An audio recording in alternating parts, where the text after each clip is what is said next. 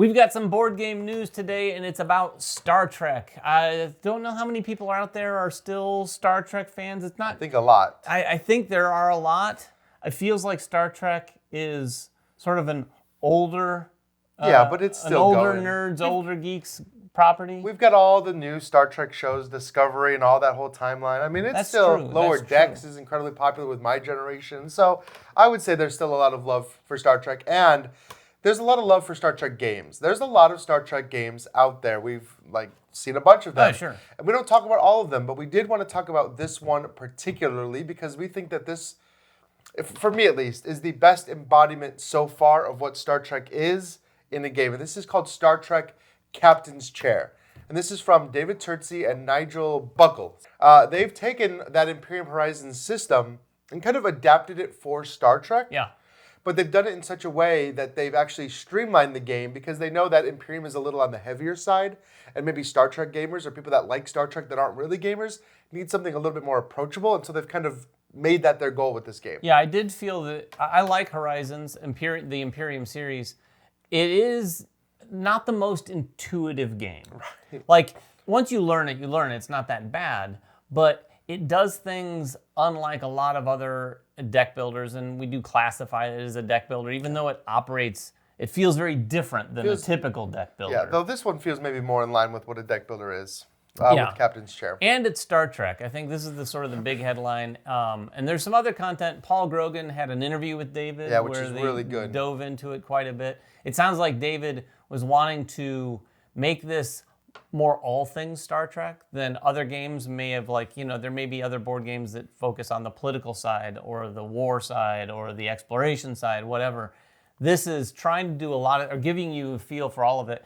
From a Star Trek property standpoint, this thing crosses eras. Oh, yeah, for sure. I actually had the privilege of playing this with David at Gen Con last year, so I've gotten hands-on, and I've been very excited to be able to finally talk about this game, by the way, because when I played it, I thought it was great. I thought it was the best version of Imperium we've played. But yes, he told me that they have access to everything, that they were maybe one of the best licenses they've ever worked with, where they were just draw from anything Star Trek they can draw from for this game. Will we see a Lower Decks? I don't know, but that would be pretty cool because WizKids does have full rights to Star Trek. They do a lot of Star Trek. This is who they're partnering with to bring this game out. And yeah, to David's point, it does feel like everything Star Trek. You have all of these things you can do.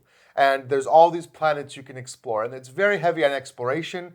It's very heavy on encountering new species and using diplomacy. There is some intrigue that happens. There's definitely science and improving technologies. And then, of course, there is still combat. You can play a very combat-focused game. There is a Klingon captain. One of the captains that they've included is a Klingon captain. They have, I think, 6. I don't know if I'm going to remember them all. But Jean-Luc Picard, which That's who I played Jean-Luc. I don't want to start any fights in the comments, but I think Jean-Luc is my preferred captain. He's my preferred captain, too. Kirk's great, but Picard is great. They have Cisco. Yep. This is from Deep Space Nine. Michael Burnham, which I don't think we have. I haven't seen images of Michael Burnham, but Michael Burnham is from the most recent series, Discovery, or one of the more recent series. And then they have Sela. Yep. Do you know any of these things? Nope, not really. Ryan's not a giant Star Trek fan. I'm not a huge, but I like myself some Star Trek, particularly Next Generation. And Sela I'm going to show my nerdiness right now. Sela is a Romulan, but from an episode where there was some time travel, and one of the Enterprise's crew members got taken back to the future. Back to the future? Or something like that. Or no, to the past. And when they were in the past, then there turned out to be a Romulan character who I think was her offspring. It was very interesting. It was Tasha Yar's daughter, I think.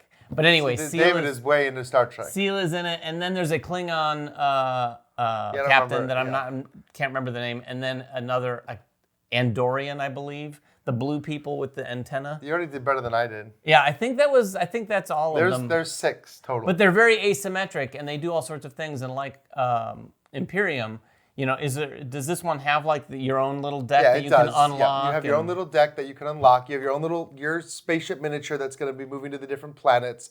Standee, rather, right? Oh, it might be a standee. I think they're standees. I don't know. I'm sure that they'll have something that you can... We have images. Yeah, you can use attack wing miniatures if you want. Anyway. Oh, yeah. You can move from planet to planet. Yeah, and you do have your own deck that kind of feeds into your abilities. And of course, there's still cards that you can get to build your deck out. But every captain does have something they're good at. But you can kind of play your characters however you like, because just like in Horizons, you can think of your captain as the civilization, and that civilization deck that gave you all these different branching combos. As you're playing through the game, you're choosing some of these cards to kind of activate or add to your deck, and so as you're choosing them, you're kind of deciding what strategy you want to do as well. So are a lot of those cards potentially like other crew members? Yeah, other crew members, technologies, and things like that. Because I saw in the Picard image that we had, there was a character from like one episode of Star Trek: The Next Generation, which was like a character that Picard encountered on a planet all by himself, which I didn't know if that was something. I mean, there's 240 cards. So yeah. and most of those are ships and locations and characters and weapons and things that you would experience or find in Star Trek. Plus, they're not screen grabs from the show. That's a big thing. This is maybe the biggest thing. We buried the headline. It's an IP, particularly Star Trek, that uses artwork. And now, I had to look twice at first because the artwork is...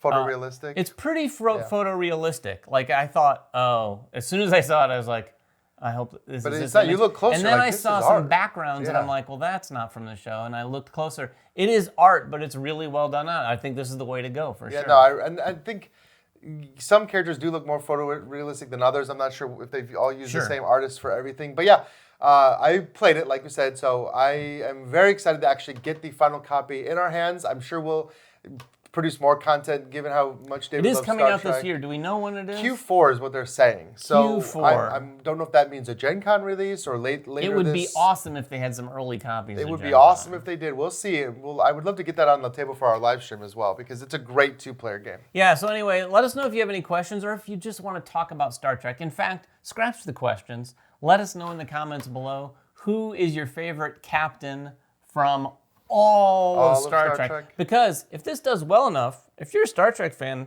go out there and get this, because I'm guessing there could be expansion. Oh my gosh, content. the sky's the limit for how many. Like, if they have access to lots of Star Trek, I hope this does well, and I hope we see all sorts of craziness. I want to see Pike from Strange New Worlds. Strange New Worlds is sort of like the best thing going right now, I think, in Star Trek. I need to watch Strange New Worlds. Not to mention, I wonder if this will branch over into the sort of Chris Pine. That probably is a different. Maybe not. That might be a different license. That might be a different license. A lot of Star Trek fans don't like that. I like both. I like it all. Easy to please. Anyway, let us know what you think down in the comments below. Until next time, though, make sure everyone has fun at the table, and we'll see you then.